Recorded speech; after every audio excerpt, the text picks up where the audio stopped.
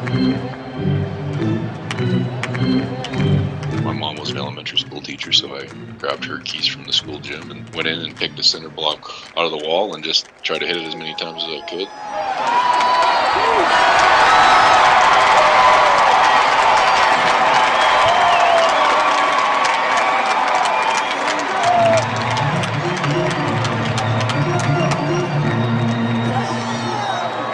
Welcome to episode 165 of Alberta Dugout Stories, the podcast. I'm Joe McFarland.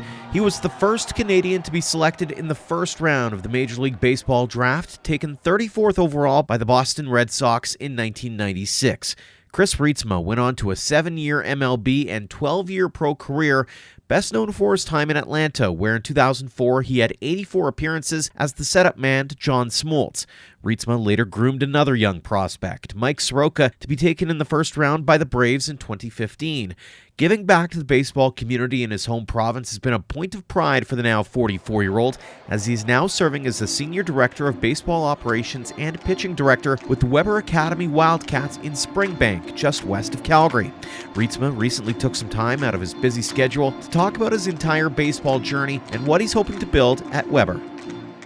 Chris, thanks so much for joining us here on the podcast. You bet. Thanks for having me. Let's start off with the Wildcats, your new role as Senior Director, Baseball Operations and Pitching Director. What has you most excited about being a part of this new-ish program?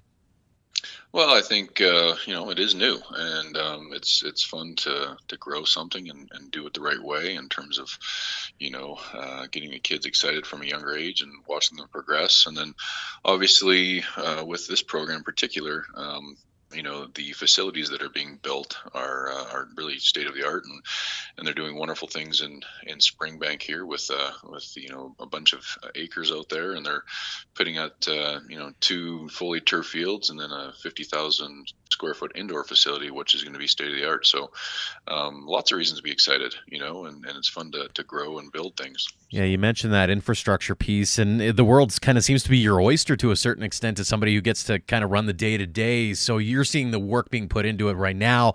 How excited are you about not just what's been done to this point, but also about what the future has in store and maybe some of the bigger picture things that are happening out in Springbank? Yeah, I think whenever you are growing something, it's baby steps in terms of being able to, for one, grow the program the right way in terms of, what kind of teams do you set up at what ages to, really get the most out of the kids and for them to progress the way that they should in the best way that they can, right? So, for instance, do you do a U18 team, a U17 team, a U16? How many U15 teams as feeders? Stuff like that, where you can kind of dream and think about the front end of that, and maybe take a look at other models that have worked throughout North America and building programs, and then to have this wonderful facility that's basically ours, and where we don't have to rent things, and we don't have to worry about time that we can or can't spend on those fields and the indoor facility as well. So it's kind of really just an ideal situation in terms of someone who wants to grow the game and see the game progress in Calgary, and give these youngsters every opportunity to succeed. Mm-hmm. From a philosophy and expectation standpoint, what kind of programs are you hoping to head up there? Well, I mean, right now we have the college prep program, which we have currently 35 kids in. So our goal there is to, get kids in from grade 10 through 12 into 2 teams and really just play a lot. And right now we're at the Weber Academy inside gyms right now, working with these kids and letting them, grow and mature as their bodies progress, and just giving them the instruction and the throwing programs and the hitting programs needed to, get ready for a long 70-game season outside. And, just from a philosophy standpoint, I just doing as much as we can in terms of field time and play time, which is, at the root of every Canadian is the issue, right? As we run into weather problems, we run into time problems, and with these indoor facilities and outdoor facilities we won't have that. So, just making sure that we're not overloading the bodies, but really giving them every opportunity to succeed and to grow. So. From a mindset perspective, you've seen the game at all different levels. What kinds of things do you try to impart on those kids from a mind or a mental perspective? Well, I think that, looking back on my life and seeing what I was remembering what I was like as a 16, 17, 18-year-old kid, and then going through the minor leagues and up to the major leagues. I've been afforded to play at all the different levels, and to sit back and say, okay, what are these kids able to digest mentally in terms of where they are, and then get them to think like, hey guys, this is how a major league player thinks, and this is why. So getting them to understand the challenges of the game of baseball without beating themselves up, but really controlling their emotions, their aggressions, pitch by pitch, and winning every pitch, and being in control of their mental side of things as the game progresses, is something that these kids need to know and learn. And it's a magic pill that takes a long time to digest. So we're giving them that pill early and letting them just figure it out in terms of how they go about their business. But even now, when we're doing our throwing program and the kid's getting frustrated, I say, okay, listen, how can we mentally get to the point where we're back on track for this next pitch, next throw, and so just, slowly molding and shaping how, a professional athlete thinks, and trying to give them, snippets on the front end so that they can understand themselves. I don't want this to sound like a job interview, but at the same time, do you have a vision yourself for this program? Do you have an idea as to where you want to see it grow and develop over the next over the next 10 or 20 years?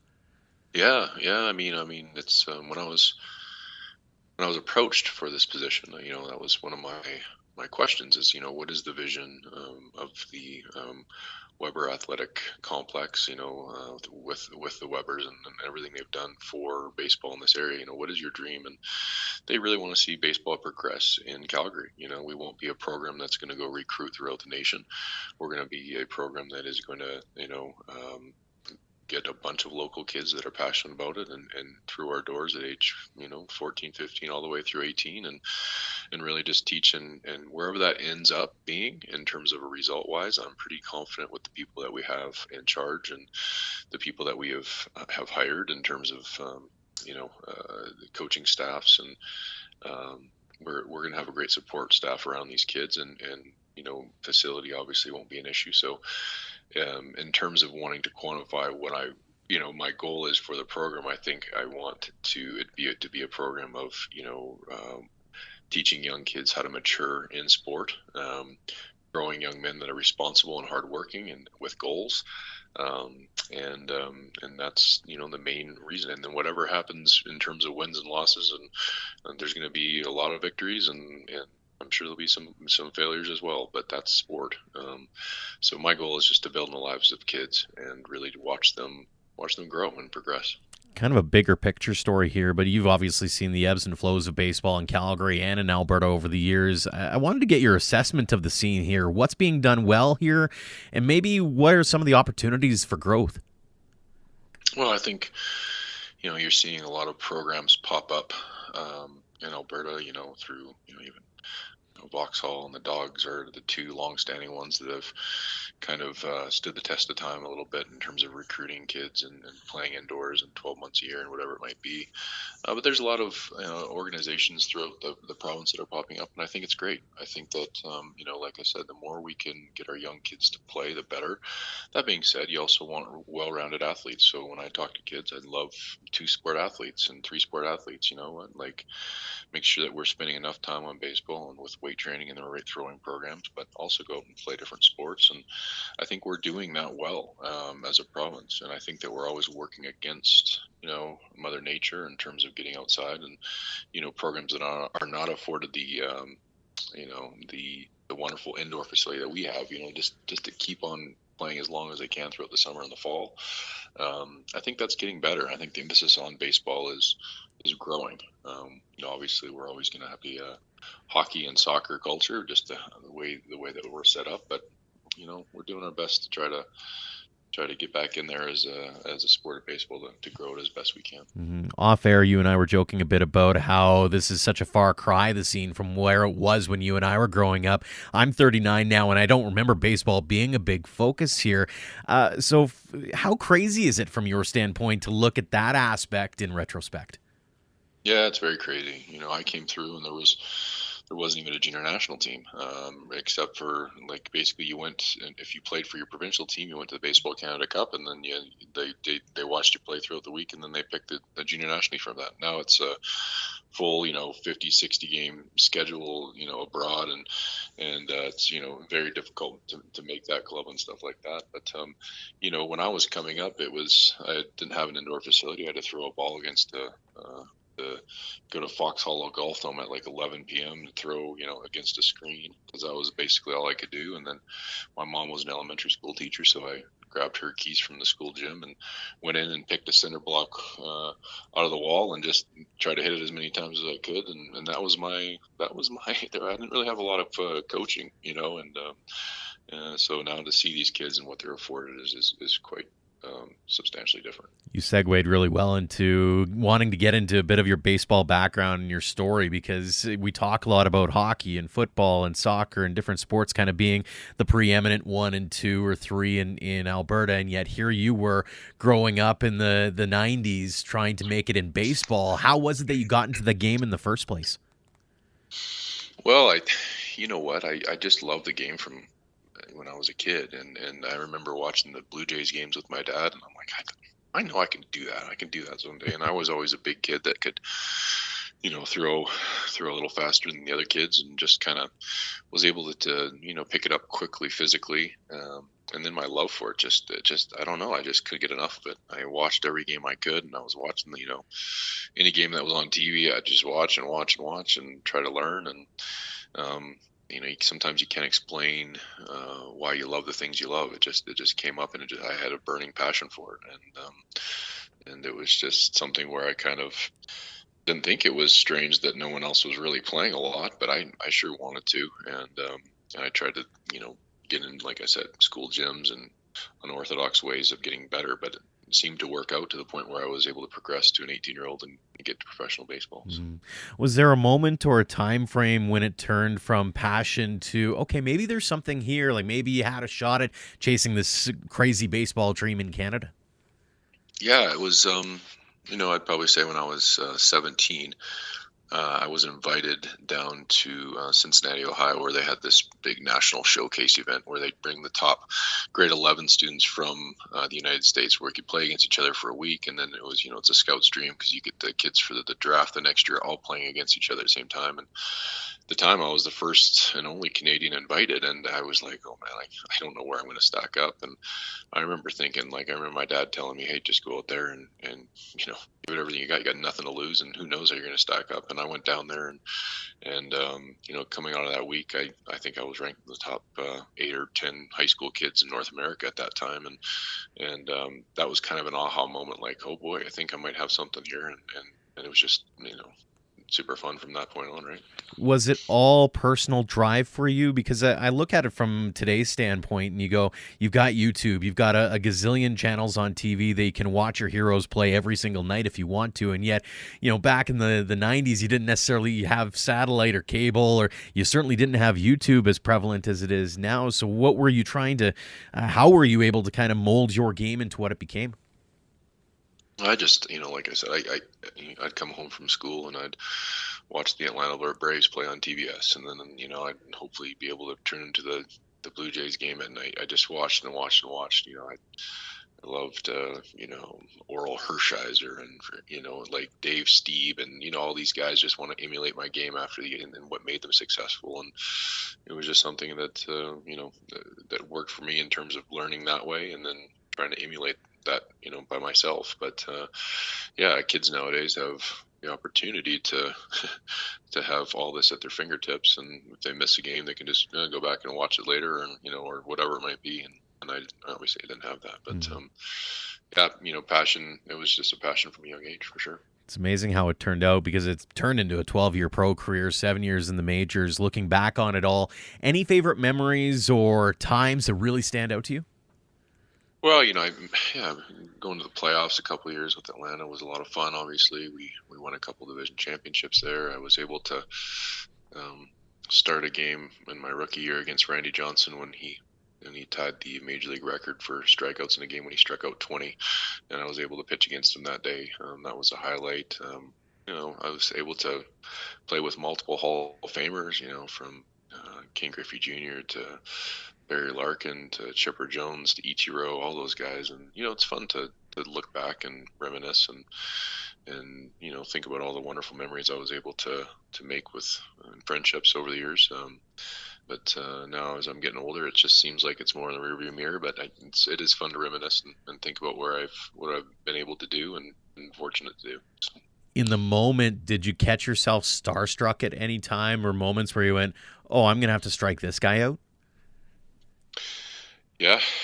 There was a couple times. I remember in my rookie year, and it was 2001, so it was very recent after you know Mark McGuire and Sammy Sosa had that home run chase in the late Mm-hmm. '90s, and I remember watching those guys, on TV when I was in the minor leagues, and all of a sudden, now batting for the Cardinals, number 25, Mark McGuire. I'm like, holy cow, I'm facing Mark McGuire. Like, you just pinch yourself.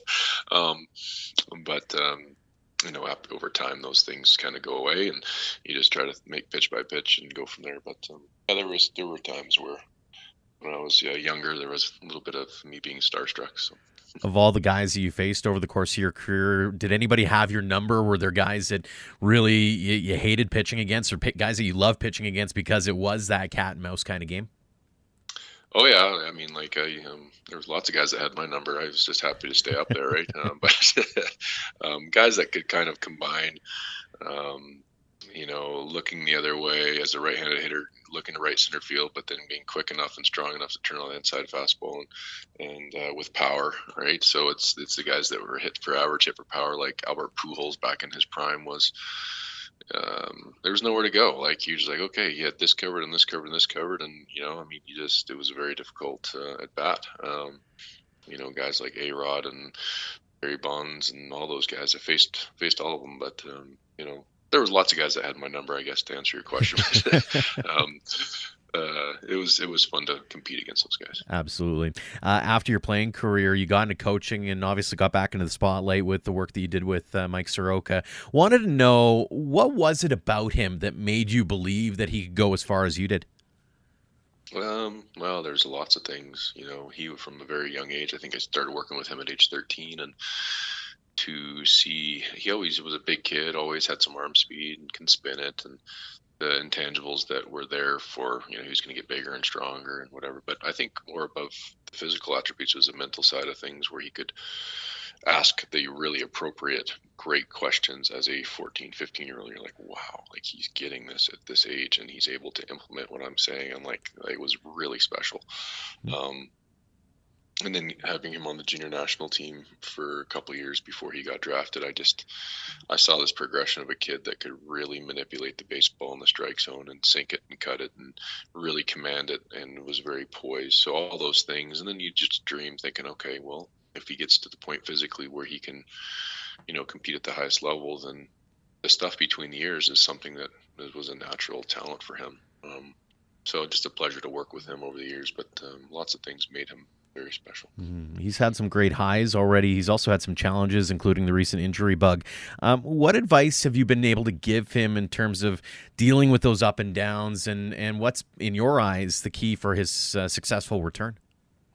I just try to keep him positive at this point, and he's had a couple really tough injuries with the Achilles going twice there. And, I talk to him at times about my struggles going through the injury stuff, where I actually broke my elbow throwing and going back from that, and having doctors saying that they didn't think that it was going to work, and basically just moving on and continuing to be positive. So that's kind of been my thoughts to him. And when he gets back to Calgary, we hang out quite a bit, and just I'm there for him, and it's more of a friendship at this point.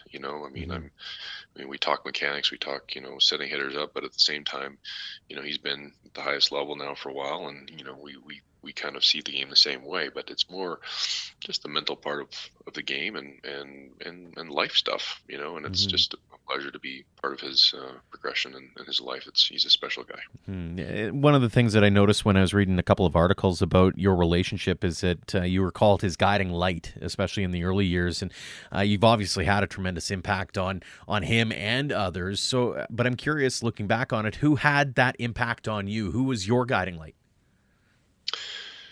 Well, there were some coaches along the way that were able to help me with some things, but I think my biggest guiding light was my father. Just being someone that was always with me and always positive with me, and he did a great job keeping the game of baseball in perspective. And he was diagnosed with Parkinson's disease, and eventually he ended up passing away from that. But through his struggles, he was able to teach me a lot about life, and he was someone that always I looked up to and admired him. So probably my father to answer that question. Yeah. Mhm. You've played, you've coached, you've represented Canada. You've done a lot over the course of your career to this point, and still a long way to go here. But looking back on what you've accomplished to this point, what's been the most gratifying part of it all? That's an interesting question. I mean, I think different parts of it have been gratifying. Um, Obviously, the playing part of it, and getting to the major leagues and staying there for a while was a blessing. Being able to coach the junior national team for years on end, it was a blessing to help out these young kids, the next generation of major league players in Canada, from Canada. Been very fun. Um, I was able to get into the scouting world and do that for a long time and see the different sides of sport, and of professional sport, and that was a blessing as well. But as time goes on, you kind of think about what you want to do, because I've had opportunities to go back and do different things, and the thing that keeps coming back to me is I just love working with kids, and I love building in their lives. And you know what, if I can motivate a kid to really dream and work hard at something, that's kind of why I'm doing what I'm doing. I want to stay home. I want to see my wife and my children grow up, and I want to use my skill set, and that's the main reason I'm with Wildcat baseball right now, is to build into the lives of these kids, and to help out, and really that's something that I'm passionate about and I'm excited about. Conversely, what's been the toughest part of this journey so far, and how have you been able to maybe overcome some of that adversity that's come your way? Mhm. Well, when you're playing, you're inundated with, like, it's the first thing you think about in the morning, the last thing, it's on TV before you go to bed, and it's just like this all-encompassing thing. So I think in order to keep all of just sport in perspective is very difficult. And I think when I was playing, looking back, I think the hardest thing for me was just to try to enjoy the moment, instead of constantly feeling pressure, or constantly feeling like you had to do something, or constantly feeling like you weren't good enough, or whatever it might be. So like that perspective of a perspective of just in trying to enjoy the moment, and prepare the best you can, and be okay with not being perfect, is a challenge. And then I think, on the flip side of that, I think that at the end of my career, um, after I finished playing, and went home, and then had to kind of rebuild my life in terms of, who I was, and Mhm. I wasn't Chris Reitsma, the player, anymore. I was the coach, or whatever it might have been, and just to be able to rebuild your life without playing was a little bit of a challenge, I would say. But for the most part, I've been so blessed with great family and friends, and support staff, support people around me. That I'm just, there's not too many downsides, and I'm pretty thankful for everything I have. Fantastic stuff. A couple more questions for you here before we let you go. When you're talking to your athletes with the Wildcats, or you have any other group of kids you have their ear, what's your biggest piece of advice or wisdom for those looking to maybe follow in your footsteps, or Mike Soroka's footsteps, and become a Canadian big leaguer? Well, I think to first of all have a goal and have a dream. Have something where you tangibly say, okay, I have a goal of playing at a Division I college. Okay, how are we going to get there? And what's the short term goal, mid term goal, long term goal, and able to get me to that spot, and just getting them to be able to believe in the dream, to believe in the process, and then work with them on the goal sets. I think that's probably my biggest piece of advice, is being realistic, but working hard, and trying to achieve goal by goal, week by week. Last but certainly not least, it's the last question we ask everybody here on the podcast. What does the game of baseball mean to you? Well, I think it means a lot to me. I mean, I've always loved it. It's been great to me. It's been great to my family. I've been able to, you know, fulfill a lot of dreams through it. Been able to make a living at it. Been able to influence some kids, and have a platform to talk about things that I think are important. So yeah, the game of baseball is extremely important to me. It is just part of life, and it's not the most important thing to me, but I really do love it, and I still love it today, and that's why I'm doing what I'm doing. It's fantastic. Well, Chris, really appreciate your time again. Congratulations on all the success you've had over the course of your career. Continued success as you move along with the Wildcats in the future there. And again, thank you so much for joining us here on the podcast. You bet. Thanks for having me. Thanks again to Chris Reitsma for joining us this week, and thanks to all of you for downloading and listening. If you haven't already, leave us a rating and review on your app of choice, as those actions help spread the word about our podcast. We'd also like to take a moment right now to thank our Platinum supporters. The Okotoks Dogs have been making plenty of noise recently as they announce commitments for the 2022 WCBL season. Check them out on social media or head to dogsbaseball.ca. And AHP Academy is quickly becoming a force to be reckoned with in getting young players into collegiate programs. They're all over social media as well, and you can see them at ahpbaseball.com. Thanks again to you for all of your support, no matter the platform, of Alberta Dugout Stories.